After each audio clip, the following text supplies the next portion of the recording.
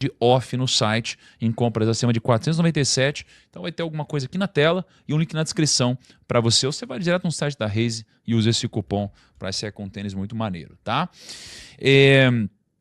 Theo, cara, eu quero antes de a gente começar a entrar nesse tema Sim. especificamente, ou sei lá para onde a gente vai aqui hoje, cara, eu queria conhecer um pouco da sua história, Sim. né? Porque, pô, você tá aí, você é um grande líder para muitas pessoas, cara, de verdade, como eu já disse aqui no grupo. Vários pastores que eu já conheci, cara, em vários momentos diferentes, falam: pô, você já conhece o Theo? Você precisa conhecer o Theo. E não sei o que lá. Eu não sei se pelo fato de eu ser um empreendedor, eu Sim. entender que dentro do mundo ministerial, digamos assim, você também é esse cara, esse empreendedor. Não sei se as pessoas às vezes viam essa ligação, não sei. Sim. Mas eu vejo que você tem muitos projetos. Assim, hoje você é esse cara conhecido, mas quando você era mais novo, como começou a sua história com Deus? Você já foi do berço? Sim, a minha família é uma família cristã, evangélica. Eu conto para as pessoas, obviamente, quem está me assistindo aqui, enxerga, eu sou asiático. O meu nome, Hayashi, é japonês. Então, quer dizer, minha família veio do Japão. Meus avós vieram do Japão para o Brasil como missionários. Então, normalmente, você vê assim, as famílias japonesas aqui vieram por conta do acordo que o governo brasileiro teve com o japonês. Eles vieram aqui para desenvolver fazendas, o agro. Já os meus avós, por conta da imigração, a denominação falou: olha, tá cheio de japonês lá que não tem como entrar numa igreja, não fala português. Vocês topariam ir para o Brasil como missionários? Meu avô era dentista lá no Japão. E eles começaram trabalhando com um barco hospitalar no Amazonas. E lá ele contraiu malária. E estou falando aqui da década de 30. Então, Nossa. os caras falaram: ó, você vai morrer. Então, assim, eles falaram: a gente vai pôr. Ele falou: me põe de volta no barco pro Japão. Ele falou: se a gente puser você no barco, você morre no navio. Ele falou assim: ó, tem só uma esperança para você: Instituto Butantan. Então, pegaram ele lá do Amazonas, levaram para São Paulo, trouxeram ele para cá. E daqui ele nunca mais saiu. Então ele saiu recuperado do Instituto Butantan, curado de malária, e as missionárias americanas da denominação que ele fazia parte, da Metodista Livre, falaram: olha, a gente quer que você fique aqui e plante igrejas para a comunidade nipônica. Então eu cresci num contexto, eu estava conversando até 2 dias atrás com um pastor aí, eu falei: cara, na minha infância, eu ia para a igreja, que inclusive era lá no Morumbi, onde você já também morou, perto do portal. E a nossa igreja é uma igreja pequena. A gente tinha o culto japonês e tinha o culto em português. Então, eu ia só pro culto português, porque eu não falo japonês, até hoje não falo. Sério? Então, quer dizer, os avós, normalmente, do pessoal, iam pro culto japonês, os netos iam todos pro culto português, porque a gente não falava japonês, e os pais iam um dos dois. Enfim, eu cresci nesse contexto. Mas, assim, a minha mãe, ela era a líder da igreja. Minha mãe começou a igreja em 77, solteira. Meu pai não tava não tinha nem aparecido na cena. Meu pai vem depois e eles casam e começam a pastorear juntos. Meu pai era seminarista metodista. Meu pai é ocidental, né? Descendente de português e italiano. E eu sei que quando criança eu comecei a me dar conta, lá pelos 5 anos de idade, tem alguma coisa errada aqui na minha família. Eu não sabia dizer o que era, mas tinha alguma coisa errada. Daí eu fui começar a entender o que é adultério, o que é mentira. E comecei a entender que minha mãe passava por situações que, porque ela fez o voto no altar até que a morte me separe. Minha mãe era aquelas old school. E falou: cara, eu vou ficar aqui nesse... Sim. E foi o que aconteceu, né? Eu tava até contando que o pessoal, quando eu cheguei, eles estavam perguntando: mas qual foi o teu maior encontro com Deus? Foi nessa época. Eu lá nos Estados Unidos, muito louco, balada atrás de balada, notas assim, despencando, e com risco de perder. Risco não, eu perdi a bolsa porque as notas não estavam acompanhando. E eu tô tudo lascado lá. Num dia, numa balada lá, eles falaram: vamos lá pra Flórida lá, porque tem o Spring Break lá, que seria tipo o carnaval do universitário americano. Eu morava num lugar que era muito frio, lá na Pensilvânia, lá no norte. A galera pegou, entrou nos carros, todo mundo desceu. Fomos lá pra costa, lá pra baixo, pegar praia. Tô lá uma noite lá, tudo muito louco. Ninguém orou por mim, ninguém pregou, ninguém pôs as mãos, nada. Tô sozinho lá na pista de dança. Pum! Eu tive um encontro com Deus. Sério mesmo, cara? No meio da balada. Muito louco, sóbrio na hora. Fiquei sóbrio. E eu falo para as pessoas falam assim: como que eu sei que eu tive um encontro com Deus? Quando você tem um encontro com Deus, você é convencido da tua necessidade de Deus. Na hora eu falei, cara, eu preciso de Deus. Eu tô todo errado aqui, cara. Comecei a chorar. Daí os caras colaram em mim. E aí, meu, o que você tomou? Eu falei, mano, não tomei nada não, velho. Você não vai entender nada que tá acontecendo. Porque eu era um dos únicos lá naquele contexto que cresceu em igreja. Falei, cara, você não vai entender.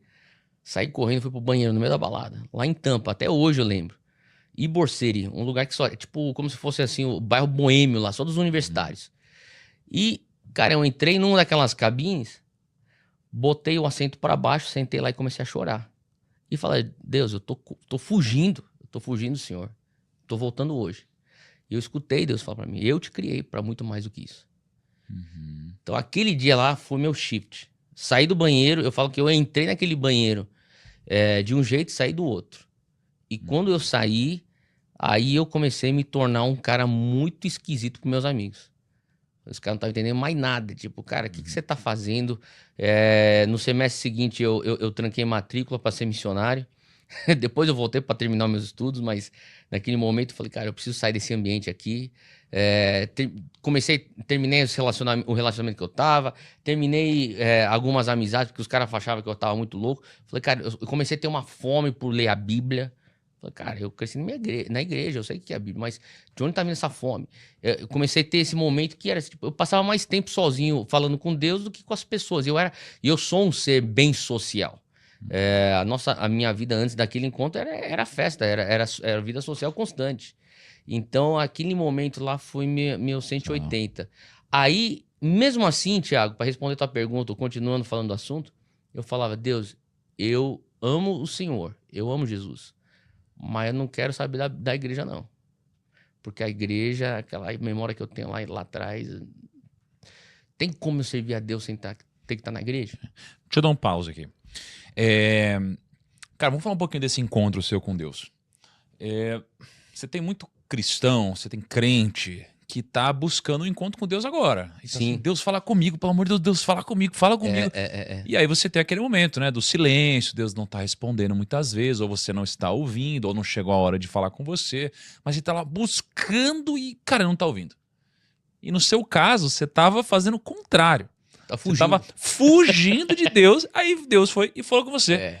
Só que quando ele falou com você, ele te trouxe no coração a vontade de falar com ele. Né? Porque ele chegou e falou assim, caramba, e você, na verdade, chegou à conclusão que precisava dele, né? Sim. Então, assim, como que você entende esse tipo de coisa? Por que você acha que Deus falou com você nesse momento, em que você não estava o buscando? E por que às vezes a gente está buscando e às vezes Deus não fala de uma forma tão clara e audível quanto a que aconteceu com você, ou tão intensa? Como que você... Empurrar a pedra. Tem a ver com eu gerar força, uma nova musculatura, uma nova estrutura dentro de você. Eu acho que assim, essa coisa de você estar num lugar secreto buscando uma oração, uma resposta a uma oração, alguma coisa está gerando dentro de você. Total. Uma resiliência espiritual. E eu acho que assim também, eu vejo que toda vez que a gente faz alguma cagada séria na vida, ela tem a ver com ego. É sempre assim, é o ego, né? O ego é te colocar acima de Deus, né? O ego é te colocar acima das outras coisas, né? E eu acho que a oração, onde você não tem uma resposta clara e imediata, também te coloca na posição de submissão. Sim. Te bota numa posição de hierarquia onde, bom, quem você não é pode quem na demandar hierarquia? uma resposta. Exatamente. Tem um pouco disso também, né? É Isso isso. daí é impressionante. Mas aí me conta, continua aí. Aí você teve esse encontro, aí você começou a buscar Deus Tive um ali. encontro com Deus, cara, e assim é doido. Eu conto para as pessoas assim, as pessoas falam, não é possível. Eu falo, perante Deus. Eu pisei para fora da balada, eu escutei uma voz, que nem você falou. Que louco isso, né, cara? Eu Até hoje eu escutei- fico chocado com essas coisas. Eu escutei uma voz, e a voz falou assim para mim, YWAM, que não é uma palavra. YWAM. YWAM. YWAM. E eu vi YWAM. Aham. É uma sigla. Sei. Naquela noite eu fui pro apartamento do meu amigo, na república dele. Que era esse meu amigo que foi jogar bola lá na Flórida. Ele tava todo mundo com a fraternidade dele. Fui pro apartamento dele e falei, cara, eu posso entrar no teu computador? Era tipo 4 da manhã. Entrei lá e botei no Google, YWAM. e caiu numa organização chamada Youth with a Mission, Jovens com uma Missão. Cara, a base era no Havaí. Quando eu vi que Havaí, eu falei, pô, tô gostando desse negócio aqui, cara. Vamos pra lá. Daí, cara, eles têm a Universidade das Nações, né? Que é um campus de treinamento missionário lá. E eu comecei a pesquisar e falei, cara, não é possível que Deus tá me chamando para eu ser treinado como missionário. Cara, naquela noite lá, assim, para pensar assim, a loucura. Eu tô fazendo meu processo seletivo, tô filling out lá o application, lá, a aplicação que os caras têm lá, o formulário. E eu tô pensando, mano, isso aqui é muito doido, cara. Eu tô falando aqui que eu quero ser missionário, mas 4 horas atrás eu tava numa balada muito louco. E Muito louco, né? daí os caras me responderam e falaram, ó, vem pra cá que a gente vai te aceitar, você vai ser treinado. Então eu tranquei matrícula na faculdade e me meti pra lá. E, obviamente, quando eu falei para as pessoas, ó, tô indo lá para ser treinado como missionário, falou, pô, que incrível, você vai para África? Eu falei, não, tô indo pro Havaí. Tipo, você vai. Que mané missionário, cara. Eu Vou falei, surfar, não, né? exato, eu ia pegar onda tal. Daí, enfim, acabei indo. Nessa que eu fui, depois eu acabei indo para as Filipinas. Eu fiquei lá como missionário nas Filipinas. Mas eu tive momentos com Deus que me marcaram até hoje. Fruto daquele momento que eu tive, daí na época eu deveria ter coisa de 20, 21 anos de idade, hoje o Dunamis. São coisas que eu anotei no meu caderno lá atrás. Entendeu? Então, assim, não tinha esse celular, assim, era caderno mesmo. Eu ficava tempo com Deus lá e orava, lia a Bíblia, ficava assistindo as ondas caindo, quebrando em cima das rochas lá, tinha meu tempo com o Senhor e anotando as coisas que eu escutava Deus falar pra mim. E muito do que eu tinha 10 anos. 10 anos, eu tava contando aqui, 10 anos, isso aqui foi na Itália. Minha mãe foi lá com um grupo de pastores pra uma conferência de evangélica lá, de pentecostal, e daí eu fui junto com minha mãe. Não entendi italiano. A Argentina começou a pregar lá. Minha mãe falou assim: ó, você não vai entender nada, porque ele vai falar em espanhol, vai ser traduzido para italiano. Se você quiser, pode ficar lá atrás, brincando com os meninos lá atrás, os italianos lá atrás. Fiquei lá brincando lá com os meninos. Ela falou: quando começar a tocar música, banda, você vem pra frente. Minha mãe era dessa pegada. Ela falava: todo homem de Deus que ela vinha, falou assim: ó, impõe as mãos sobre meu filho aqui. Ora pelo meu filho aqui, ora pelo meu filho. Quando você escutar a música, você vem pra frente que o homem de Deus vai orar por você. Que era esse argentino, o nome dele é Carlos Anaconde. Daí, comecei a tocar música, eu falei pros meninos lá, eu não sabia o que fazer, a gente fazia só sinal, tava jogando bola. Vazei, entrei no ginásio, era um ginásio grande, lá em Caserta, sul de Nápoles. Entrei, vi minha mãe lá na frente, mas quando eu comecei a andar pra frente, eu comecei a ver vários corpos no chão. Que é aquela coisa, né? Não, mas que eu não tinha visto isso antes na minha vida. Ah, entendi. Então eu não tava acostumado com aquilo. Eu falei, caraca, o que aconteceu? O povo tá É doente. chocante a primeira vez mesmo, Pô, cara. imagina um menino de 10 anos. Daí eu fiquei olhando e falei, caramba. Eu vi minha mãe de pé. Falei, pô, minha mãe pelo menos tá de pé. Saí correndo. E quando eu cheguei lá, tava cheio de gente chorando. Tremendo debaixo da unção. Eu não sabia o que era unção. Tinha 10 anos. O pessoal estirado no chão. Eu falei, mãe, a senhora tá... Eu falei, tá tudo bem, isso aqui é poder de Deus. Minha mãe, ela já... Primeira coisa, ela quis me sossegar. Fica aqui. Ela me abraçou e falou, isso aqui não tem problema, isso aqui é poder de Deus. Você tá sentindo o poder de Deus isso aqui? Eu falei, tá bom, mãe, tá bom, mãe. Ela falou assim, você vai receber a oração do homem de Deus. Ela pegou minha mão e foi me levando lá pra ele. E tipo, você tá falando aqui de um ginásio, sei lá, de 3, 4 mil pessoas. Todo mundo querendo receber oração. E, beleza, eu tô lá. E nessa aí que ela tá tentando me levar e eu tô pra tentar receber oração, eu recebo a oração, mas daí eu não sinto nada. Não caio de poder, nada disso. Nada. Porque nem se fosse uma outra pessoa veio, pôs as mãos sobre mim, orou, pronto, amém, e ficou por isso. Só que eu vi um pai vindo arrastando um adolescente. E você via que o adolescente, ele não era saudável. Ele tinha algumas deformidades. E ele vinha, assim, sendo arrastado, sendo carregado pelo pai. E o pai italiano põe na frente do argentino, desse evangelista, esse menino. E ele tenta falar italiano e o argentino não fala italiano. Daí ele fez assim, ó. Pss. Fez assim, ó. Feche seus olhos. Botou a mão na cabeça do menino. O pai com os olhos fechados, ele botou a mão na cabeça do menino. Cara, de repente o menino, pum, caiu no chão. Nessa aqui o pai ficou desesperado. E o argentino pegou e vazou. Foi orar para a próxima pessoa. Eram filas que se formavam para receber oração. Então ele foi lá orar pela outra pessoa. E eu fiquei do lado. Nessa que eu fiquei do lado, o pai italiano daquele jeito dele lá, sinalizando, desesperado, tentando pegar a ajuda de alguém, a atenção de alguém, e eu tô do lado. O garoto, 10 anos, eu tô aqui parado, olhando, E eu vi o menino estirado no chão. O menino devia ter, tipo, sei lá, 14, 15, 16 anos. Estirado no chão. E eu percebi que aqui ó, no crânio dele, ele tinha uma massa. Ele não era uma orelha, era uma massa assim, de pele e um buraco. Falei, caraca, de repente eu fiquei olhando, comecei a ver que tinha coisas. Ah, o queixo não era normal. Então, quer dizer, ele tinha algum problema. E daí, nesse processo todo aí, ele começou a ficar vermelho. E daí ele começou a tremer. Aí comecei a ficar assustado. Ficou tremer. E daí ele começou a urrar. Daí nessa o pai tá desesperado, tá berrando. Só que você tem que pensar, ginásio, banda tocando, louvor, pá, nego caindo, pá, nego chorando, caindo pra tudo quanto é canto. Tipo, é um pentecostalismo doido. E o cara tá gritando aqui, ninguém tá vindo pra ele. Eu tô olhando assim esse menino, eu começo a ver as veias saltarem. Nessa que as veias saltarem, ele começou a tremer. De repente, eu vi, assim que nem eu tô te vendo. Eu vi aqui na minha frente, 30 segundos. Saiu uma orelha. É mesmo, velho. Vi, diante de Deus, eu vi. Cara, é muito louco isso. Eu sou Thiago, cara, aquele isso é dia louco. mudou minha vida. Ó, tô te falando de uma coisa com 10 anos de idade. Até hoje não esqueça, aquele negócio marcou minha vida e impactou o resto da minha vida. Cara, que louco. Tanto é que quando eu tô na Índia, eu penso, eu já vi esse negócio que eu tô lendo no meu livro aqui, nesse livro aqui. Por que eu não tô vivendo isso? Que era a crise, eu falei assim, Deus, eu vou entrar no jejum.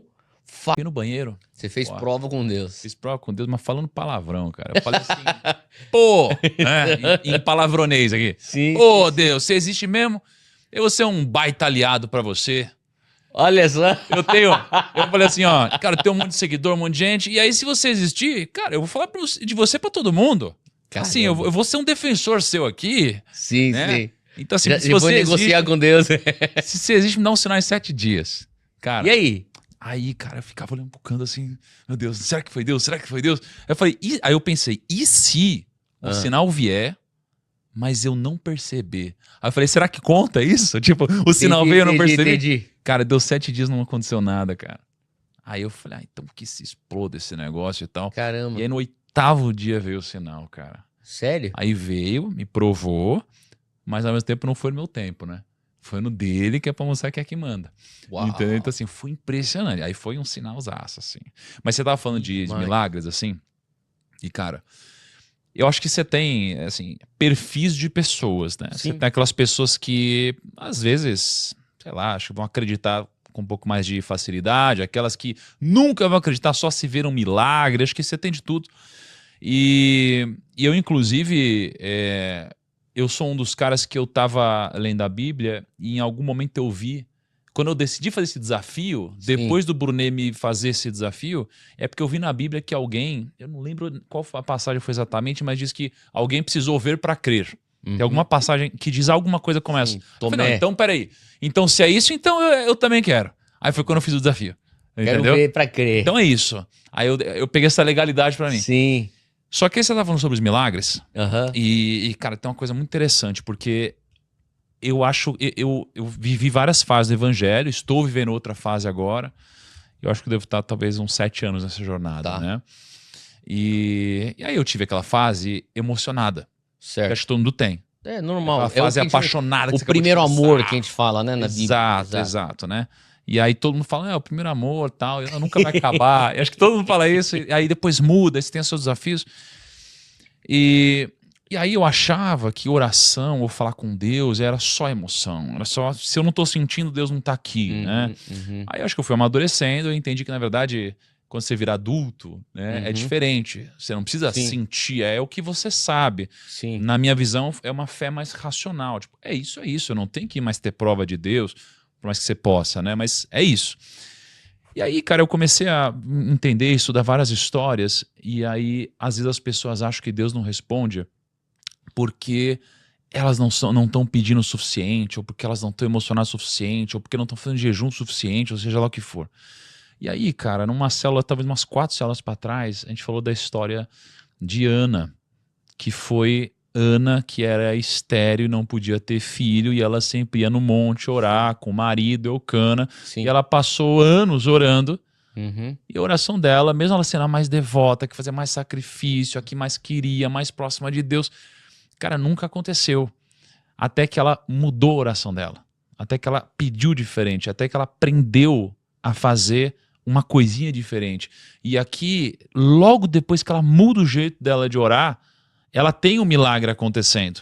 Uhum. Então, uma coisa que eu tenho pegado muito para mim nas últimas semanas é que quando a gente fala de fé e Bíblia, não é tudo apenas, cara, emocional e fé, eu tenho que ter fé. Cara, o conhecimento é muito importante até para o Muito, milagre. muito. Até quando a gente vai pedir, quando a gente vai orar, quando a gente vai fazer, a gente precisa de conhecimento mesmo, né? Sim, Então ela sim. colocou basicamente a Não é oração uma coisa dela aleatória. ali. Não é uma coisa aleatória.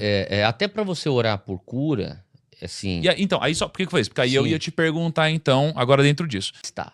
Agora, você vai recordar que teve um momento que Jesus estava ministrando cura e ele ora por um cego e ele pergunta para o cego, o que você está vendo? E o cego fala, eu estou vendo homens andando como se fossem árvores. Então ele fala assim, então calma aí, eu vou orar de novo. Ele ora de novo e agora? Agora eu estou vendo homens, perfeito, tudo ó, perfeito. Então quer dizer, o que isso é? O respaldo ou a legalidade bíblica ou a jurisprudência que você pode orar mais do que uma vez pela mesma coisa. E isso não deixa de ser a vontade de Deus. Se o próprio Cristo teve que orar 2 vezes para um homem ser curado, por que eu não posso orar 20, 100 vezes?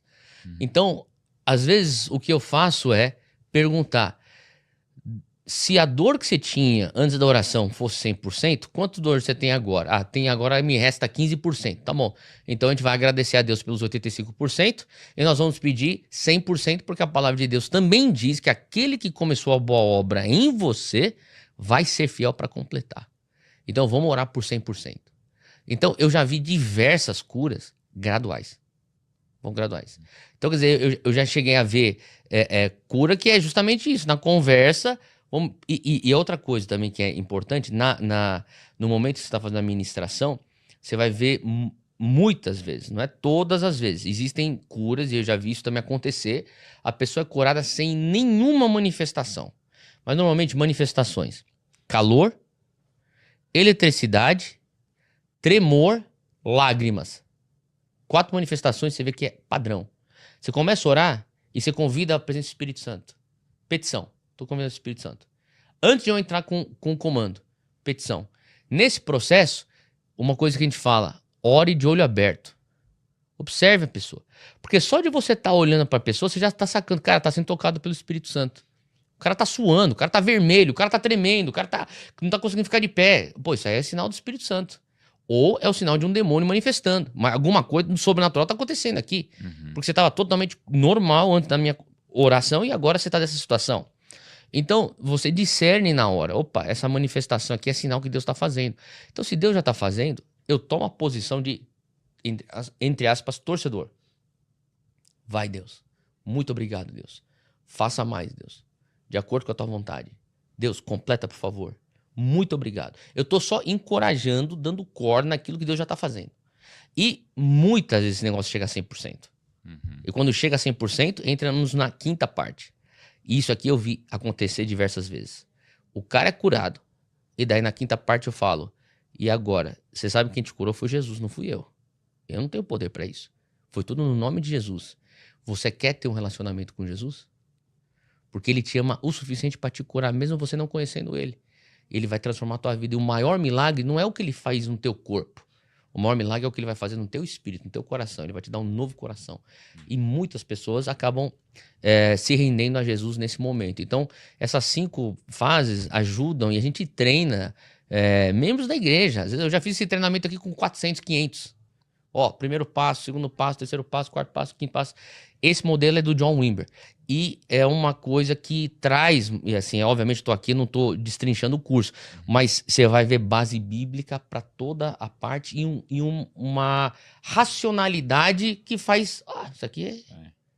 E você vai começar a observar até na Bíblia exemplos como os apóstolos oravam dessa maneira, Jesus orava dessa maneira. Existe uma lógica na oração. Sim. Né? Porque quando os discípulos perguntam para Jesus como orar, ele explica como orar, né?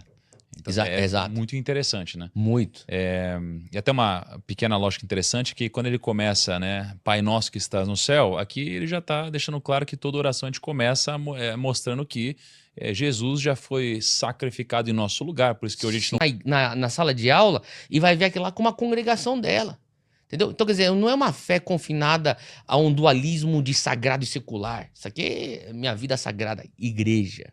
Minha vida secular, sociedade, trabalho, faculdade, estágio, minha academia, meu hobby, minha vida social. Não, é uma coisa que a gente chama de uma visão holística. Cara, minha fé, ela é vivida em todas as áreas. Essa é a mensagem da reforma.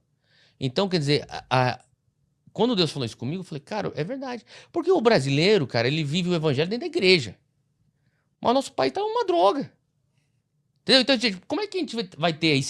Eu tava semana... Anteontem, tava na Folha dando uma entrevista. Cara, eu tava falando assim, olha, como é que vocês pensam que um país de 70 milhões de evangélicos tá nessa situação? É um país de 200 milhões, 210 milhões? Cara, mais de um terço. Cara, como é que a gente fala de uma fé que transforma o ser humano e transforma o mundo?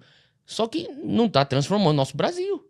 Então o que adianta? Qual que é a sua teoria do porquê que a gente não é transformado, cara? Se realmente todos falam que são cristãos... mas minha teoria, até eu não sei se ela é...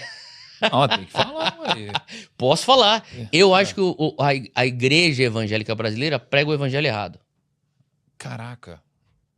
Eu acho que a igreja... Mas você tá falando evangélica, mas não só evangélica, porque você tem muito católico também, né? Também. Onde que você... Porque a gente tá falando de 70 milhões de cristãos. Não, evangélicos. São 70 milhões de evangélicos. Evangélicos. Pô, mas e católicos são quantos? São...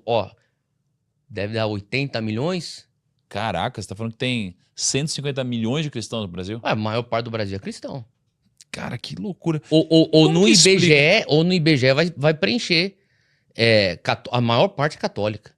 Caraca. E pela primeira vez na história do Brasil, Thiago, 2033, isso aqui é estudo da FGV, 2033, evangélicos passam católicos. Mais evangélico, né? Bom, mas pensando nisso, realmente, assim, ó, quando eu li a Bíblia, eu sou um cara de negócios, quando eu li a Bíblia, eu encontrei coisas lá que eu falei, ué, mas não era isso que eu achava, né? Eu achava que... Dos evangélicos. Dos evangélicos, ou, sei lá, de cristão, na forma geral. Igreja. Eu achava que assim, não, pra você seguir Jesus, você tem que ser pobre, né? Financeiramente, você tem que ser lascado. E quando eu li a Bíblia, eu não encontrei nada disso. Não. Falei, nossa, cara, pelo contrário, tem que ser empreendedor, né? Tem que ser multiplicador. Bom mordomo. Bom mordomo. Cara, tem que multiplicar seus talentos, você tem que ajudar os outros e tal. Aí eu olhei e realmente, aí você chega, a gente vê que tem 150 milhões de cristãos no Brasil e o Brasil tá do jeito que tá. Aí você falou, pô, me explica, o que estão ensinando errado aí? Me conta aí, cara. Então, eu acho assim, de uma maneira bem genérica, tá? Assim, bem, assim, eu diria. Sim. Eu falaria, você tem o evangelho do reino e você tem o evangelho da salvação. O Brasil só prega o evangelho da salvação. O evangelho da salvação, na sua essência, ela vem de uma mentalidade dualista. Qual que é essa mentalidade? Esse mundo aqui vai acabar, vai tudo se explodir mesmo aqui. Então que se exploda, eu vou salvar a minha alma e eu vou ficar aqui enfurnado num porão evangélico, falando, volta Jesus, e não vou estudar, não vou trabalhar, não vou casar, não vou empreender, não vou gerar emprego, não vou combater pobreza, não bola lá. Mano, o cara tem que saber entrar, o cara já chega no vestiário lá, tá, opa, tudo bem, cumprimenta todo mundo, saiba entrar. Então, quer dizer, Jesus está falando assim, olha, não, eu quero que você seja bom líder, eu quero que você seja o primeiro, mas para fazer lá, você vai vir aqui, ó, servindo. Que é a postura que eu tô falando assim, o cidadão do reino, ele tem que olhar para a sociedade e falar, o que o Brasil tem de problema? Como que eu posso resolver? Para pensar, com 70 milhões de evangélicos, eu tô aqui arredondando, você pode dar o Google aí, o pessoal, vai no chat GPT, você vai ver até mais os recortes. Hoje, por exemplo, se eu não me engano aqui, se não me falha a memória, o Acre... E, se eu não me engano, acho que é o estado do Amazonas, são os primeiros 2 estados brasileiros que têm mais de 50% evangélico. Então, quer dizer, você começa a olhar, o Pernambuco é um dos menos evangelizados. Então você tem a região norte mais evangelizada, depois o centro-oeste, depois, se não me engano, é o sudeste, e depois o sul e o nordeste por último. Só que você começa a pensar, cara, é uma potência, 70 milhões é quase a população da Argentina. Entendeu? 70 milhões é 2 vezes a população da Espanha. Então, você fica pensando, cara, olha essa multidão. Você acha que a gente não consegue resolver a questão de educação no Brasil? Deveria, né? Pô, quanto dinheiro roda... Eu tava falando nessa entrevista aí que eu fiz, falei, cara, a igreja evangélica brasileira nunca foi tão rica e nunca foi tão poderosa como é em 2026. E é o voto evangélico, eu sei que não é nem o tema aqui, mas é o voto evangélico que vai definir as próximas eleições. Então, quer dizer, só que a gente não tem uma mentalidade de a gente consegue resolver o problema. A gente tem que servir a nação. A gente tem que servir nossas cidades. Não, qual que é a nossa mentalidade? Meu irmão, eu já me salvei aqui, não vou queimar no Mas é que, inferno. Theo, sabe o negócio? Assim, eu sou um cara recém-convertido, né? Faz 7 anos aí que eu tô nessa, como eu te falei. Eu achava que a jornada, o endgame, era fazer alguém aceitar Jesus. Cara, eu Esse é entendi o hoje. começo. Isso. O que eu entendi hoje é que esse é o começo do jogo. Então, É o ponto de largada. aí eu comecei a ver o quanto de pessoas que aceitaram ou tiveram uma experiência com Jesus, mas elas depois não vivem, Isso. né? É como Cristo viveu, digamos assim, né? Não Isso. vivem com os princípios de Cristo, que é aqui que começa mesmo. Então, é o que você falou. Uma coisa é ser salvo, outra coisa isso. é transformar, né? Então, e tem muita coisa, né, Tiago? Não sei. Você vê assim na igreja evangélica aquela coisa do altar. Fazer o apelo. Eu faço apelo. Todo culto eu faço apelo. Ou maioria dos cultos. Vem pra frente pra aceitar Jesus. O cara vem pra frente, vamos supor, você leva lá teu primo lá, todo louco lá. Daí no final do culto tá esperando. Pô, daqui a pouco o pastor vai falar, vem lá pra frente. Daí de repente assim você fica só observando. Teu primo levanta e vai pra frente. Pô, cara, é isso, Vitória. velho. Ganhamos, cara. Tá, não, tá começando agora. O tá jogo começando. começou. Só Agora começando. você vai ter que pegar teu primo, abrir a Bíblia, mostrar pra ele, ensinar, discipular, pra ele glorificar Deus. Então, quer dizer, é uma coisa que a gente tem essa coisa como evangélico brasileiro de, cara, o altar é a linha de chegada. Não é. O altar no apelo é o ponto de partida. É total, cara. O que me fala 3 coisas, 3 características ou 3 comportamentos ou 3 atitudes que tem a ver com o evangelho do reino na prática.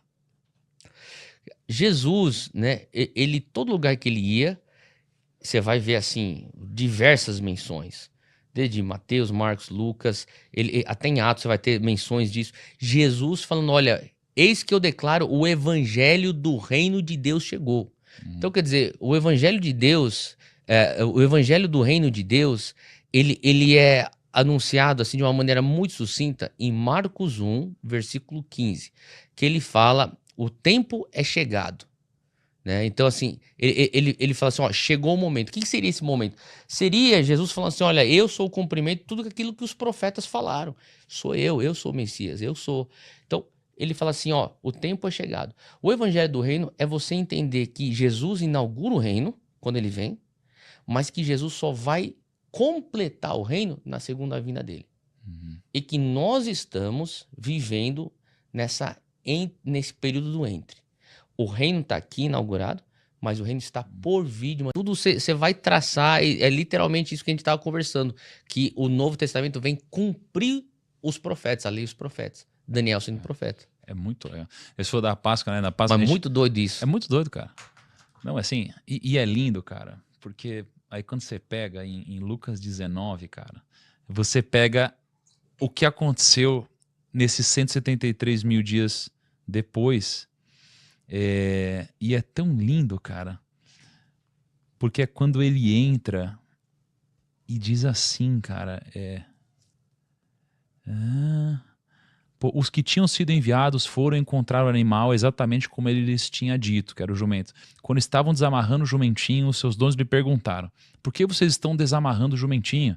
Eles responderam: o Senhor precisa dele. Levaram-no a Jesus, lançaram seus mantos sobre o jumentinho e fizeram que Jesus montasse nele. Enquanto ele prosseguia, o povo estendia os seus mantos pelo caminho. E quando ele já estava perto da descida do Monte das Oliveiras, toda a multidão dos discípulos começou a louvar a Deus alegremente em alta voz, por todos os milagres que tinham visto, e exclamavam: bendito é o Rei que vem em nome do Senhor. Cara, isso daqui é ungido. Rosa, né? Isso daqui é lindo, cara. Domingo de Palmas. Lindo. Exatamente. Muito e foi forte. agora, né? E aí, cara, o que eu queria te perguntar é: como então viver uma vida que honra a Deus no meio de tudo isso? Porque a gente tem aquelas pessoas que tô salvo, não vou xingar ninguém, sou uma boa pessoa, acho que estou honrando Deus. E não necessariamente isso é honrar a Deus, né? O que, que seria honrar a Deus? Cara, eu acho que tem muito a ver com. Eu vejo você, Thiago, isso aqui não é demagogia, não, mas você tá honrando a Deus. Você tá pegando teu talento. Você falou que você pregou muito tempo aí, ficou estudando, né? Mateus 25, a parábola dos talentos. É isso, cara. O servo bom e fiel, o cara que pega 5 e multiplica para 10, o cara tá honrando a Deus. E obviamente, não tô falando só a questão econômica, mas assim. Cara, Deus te deu uma esposa, honre a Deus sendo o melhor marido. Deus te deu um filho, honra a Deus sendo o melhor pai. Deus te deu amigos, honre a Deus sendo o melhor amigo. Você é chefe hoje, honre a Deus sendo o melhor chefe para os seus subordinados. Então, quer dizer, eu vejo assim a questão de você multiplicar o que Deus te deu. E tem uma coisa, né? Assim, a gente fala, tem um termo que foi muito difundido durante a Reforma Protestante, que é o Coram Deo. Coram Deo? Coram Deo. Tá. C-O-R-A-M, espaço D-E-O. Do latim seria sob o olhar de Deus. Então, coram, de onde a gente tira a palavra cor, né? Agora, a palavra cor vem da córnea dos olhos, né? Então, quer dizer, tem a ver com os olhos de Deus me olhando em todos os lugares. Então, toda a minha vida tá debaixo do olhar de Deus. As pessoas pensam, pô, Deus tá me vendo quando eu tô dentro da igreja, quando dentro da célula, quando tô dentro da conferência evangélica da minha, sei lá, da minha denominação. Não, Deus tá te vendo no metrô, Deus tá te vendo na academia, Deus tá te vendo no banheiro, Deus tá te vendo em todo lugar. Então, eu quero viver uma vida coram Deo, debaixo do olhar de Deus. Se eu tenho isso como uma máxima na minha vida, tudo que eu faço é adoração. Portanto, trabalho é adoração. Meu hobby é adoração. Eu ter tempo com os meus filhos e curtir os meus filhos é adoração. Porque eu tô tendo uma visão de vida integral, holística, aonde, voltando ao tópico que eu pontuei lá atrás, eu rejeito uma mentalidade dualista, sagrado secular. De uma maneira bem geral também, você já mencionou e perguntou isso, o evangelho da salvação só traz a ideia do sagrado secular. O evangelho